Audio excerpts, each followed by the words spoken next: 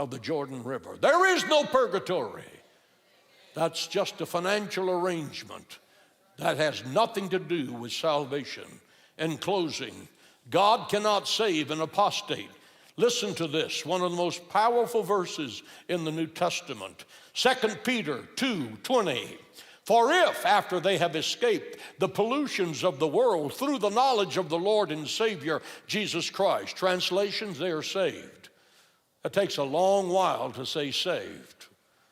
I'm going to say that again. After they have escaped the pollutions of the world through the knowledge of the Lord and Savior Jesus Christ, they're redeemed.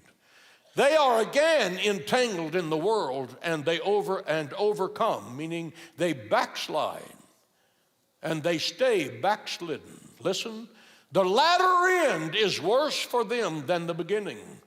For it would have been better for them not to have known the way of righteousness than having known it to turn from the holy commandment delivered unto them. It has happened to them according to the proverb, a dog has returned to his own vomit, and a sow that has been washed to her wallowing in the mire. End of quote. That's a graphic, gripping picture. Said in a snapshot, you play games with God. You come in and pretend to be redeemed. You pretend to have salvation. You go through the baptism experience. For a season, you pretend that you are saved. And then you go into the world and you abandon the house of God.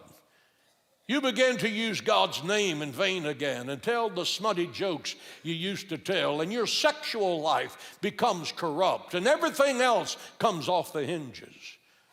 They are consumed by a loveless nature. 1 John 4:7 says, Beloved, let us love one another, for he who does not love does not know God. Hear that. For he who does not love does not know God, for God is love.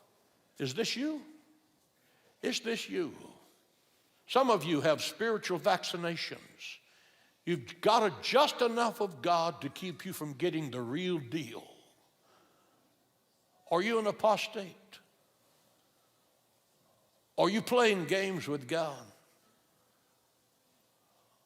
Are you judgmental of other people? Are you professing a righteous life that you're not actually living? Be very, very careful. God in heaven is recording every thought, every word, and every deed. And you and I are going to answer for that at the judgment seat of Christ.